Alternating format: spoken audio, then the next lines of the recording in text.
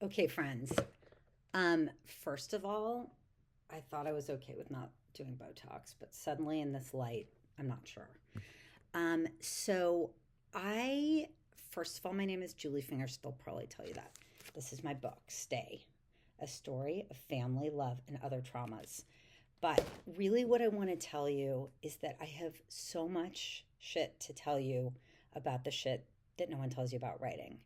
Um, I can say that what I'm going to tell you is for people who are just starting to write, who are thinking about writing, and all the way to publishing a book.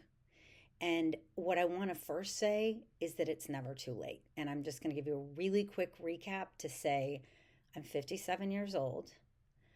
I After college, I worked in journalism for a few years. I always thought I was going to be like a famous journalist. That was just going to be my path. And then I dropped out of writing for 3 decades. And 7 years ago, when I was having kind of a mental breakdown, right now I'm trying to look like my author photo, which we'll talk about later. I felt that I had to write my way, try to figure out what's going on with me. And I really had not written professionally in 3 decades, like since I was in my like 24. And today, what I'm going to tell you is I got back into writing and on my way to writing the book, which I had not planned to write, never thought I'd write a book. Um, they told me I had to do a platform. So I kind of accidentally had to get back into journalism. And have bylines from the New York Times, from Oprah, from a whole bunch of stuff. So I'm not bragging. What I'm telling you is that it is never too late. And so I think I am proof of not that I am so talented or pushy, but that if you stay at it, you can do it. But the big question in my mind, and I am now 8 days away from my book launch, is make sure you want to do it. Make sure what you want to do and how you want to do it. Okay, so we're going to get to number one, never too late. I think I cleared that up. Secondly, I'd say the shit no one that I did not figure out till way too late was that there is no one way to write. I was one of those people who'd go to author, book readings and be like, so how do you deal with writer's block and how do you da da da? Guys, it's so sad that there's not really a right way. And let me just cut to the chase as I see that somehow it's already at 3 minutes and say that after a very long time, and one of the reasons I got back into writing was that I thought I was going to be a famous writer and then I wasn't, and I kind of didn't. Okay, I don't want to say famous. I thought writing was going to be what I was doing, and then suddenly I lost access to my creativity. And I would say that the thing that I have learned is that all those tips and tricks that everyone tells you about, it's kind of imprisoning because you think, oh, so if I just do that. And I did that for so long.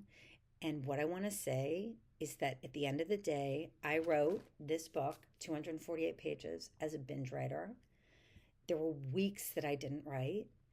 I basically wrote this book mostly because of several factors. One, I got out of my house and went to a writing retreat, and I realized that's privilege and not everyone can do that. I went to Haven Writers Retreat in Montana with Laura Munson, which was magical.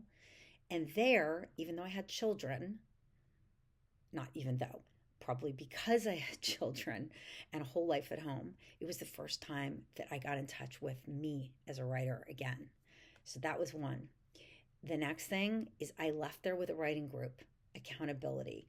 I had been thinking for years, like, why aren't I writing? Why aren't I writing? Well, it turns out it was because I kind of was not in a community.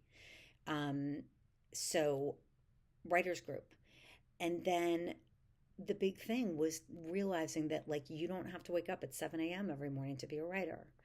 And so, what I did is I left my life, which was very lucky that I could do this. My kids were a little bit older, and for 3 or 4 days, oh, okay, so that was just a little bit of a case in point. You may have heard a little knocking. That was my sister in law because I'm staying at her house right now for a visit. And that brings us back to the idea of interruptions. So, again, give yourself the opportunity to get away from your life because it's very hard if you can. Um, the second thing is that here's something no one told me: executive function. Executive function meaning staying organized, your files, your this or that.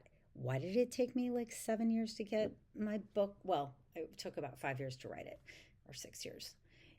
A lot of it was just the sheer organization, which, if you have ADHD, which you won't be shocked to hear that I do, you're creative, and that's great, and you're out of the box, and that's great for my writing. I think my book is about like so many different things, and I think that's why it's getting traction and it's gotten amazing reviews from people I never imagined and blah blah blah. But it makes it really hard to kind of keep track of your shit. So if you have somebody in your life who can help you set up a filing system, an electronic sound, do it. Do that. Okay. Now I'm going to get to the publishing path. And I don't want to be too boring. So what I'm going to say is I never meant to write a book, as I mentioned. I really was just writing to try to understand what had happened to my life. Once I finished that, it turned out, like, because I'm a columnist, it was, and I am a writer somehow inside. Even if I didn't do it so long, I decided, like, I have to make this into a book because that's what I felt like it would be valuable to do that. So, especially if you're writing memoir, it's like, what is the difference between a memoir and like a journal and a book that people give a shit about?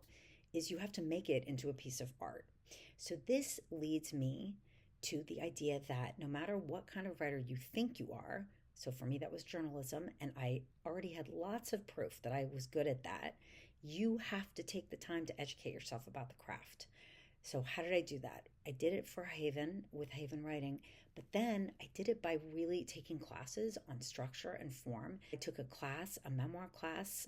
Brooke Warner, who is both a hybrid press publisher for She Writes Press, but is also an incredible teacher, and actually ended up being my developmental editor. She really taught me how to build a book. So take the time to educate yourself. Okay, now I'm going to talk to you about the publishing path.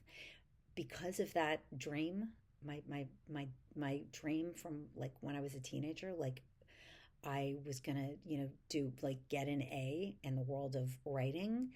I felt that I had to at least try to get a traditional book publisher. So I did, and especially for memoir, that is really tough. And what I want to say about it is that it added at least 2 years to my journey. I had to write a book proposal. It took a long time, and ended up working with Brooke Warner's team to help refine that. And then the agent search, which probably took me 6 months, but takes a lot of people longer. I got an amazing agent. And I think a lot of that was because I had gotten those bylines.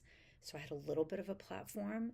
And then I got a publisher. But these things were so improbable.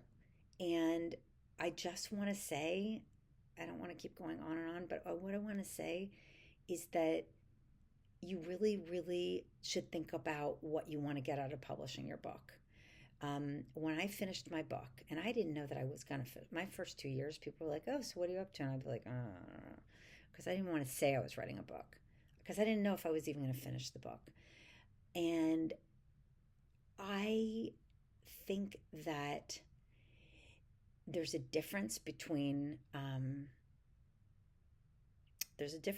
writing and to have written. And you have to know like what you're in it for. And for me, I'm on the other side, and Bloomsbury, who I'm with an imprint of Bloomsbury called Rowman and Littlefield, and it's amazing. But it added 2 years, and there's another option. I mean, there's self publishing, which I don't think I could have hacked, just organizationally. But there's hybrid, and She Writes Press. Brooks Press is amazing. I don't mean this as a, and there are other hybrid presses. But what I noticed is that a lot of my friends who are also writing books went with that route, which was much faster. Doesn't You don't get exactly the same opportunities, but there's incredible support.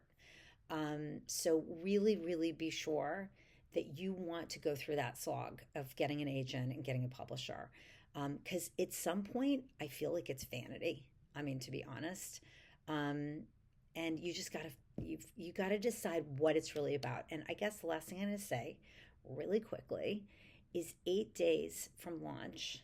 What I think about is this. I think about that moment when I finished my book and I called a friend. I was like, I can't believe it. I finished my book. Can you believe that? And she was like, congratulations, you're 1/3 done. And I was kind of like, sorry, what? And what she meant by that was writing the book is one thing, and then it's everything else. And no matter what publisher you go with the book, unlike journalism where you get your editor and it comes out in the paper and you're on to the next, it's a long freaking journey.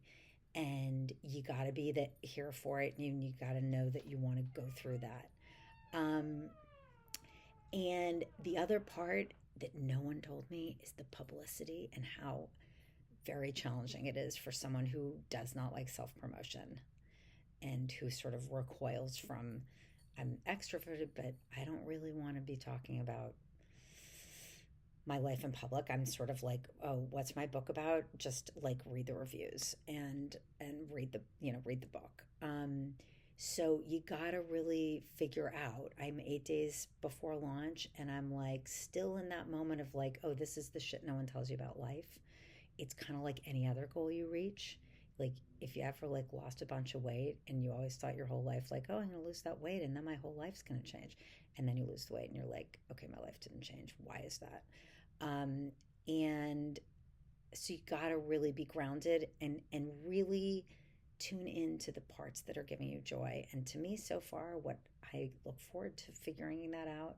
But what I'm finding is it's connecting with other authors, and then it's the actual writing. It's like blocking yourself off and connecting with yourself and sticking with it, and knowing that there is no right way, and that this is the biggest cliche, but it really is all inside you. So I have so many other things to say. Oh, the one last thing is I really think there's like a fake pressure of the launch. Like everyone's kind of telling you like, oh, once it's out, like done. Now, what do I know? Because what do I know? But well, I can tell you the shit about publishing a book in 6 months, maybe, if anyone wants to know. But I'm thinking that it can, once you wrote the book, you wrote the book, and you can do with it it's something that you always will have.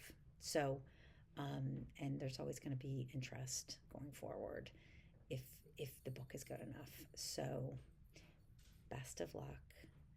Visit me at all my things. I buried the lead. I should have said Anne Lamott and Gretchen Rubin and a lot of amazing people blurb to my book. And oh, that was the last thing. Many of the things that I did that are most, showy, I did by myself. So always know that if you're authentic and you go right to the top, a lot of times people are like really happy to hear from you. Okay. Best of luck.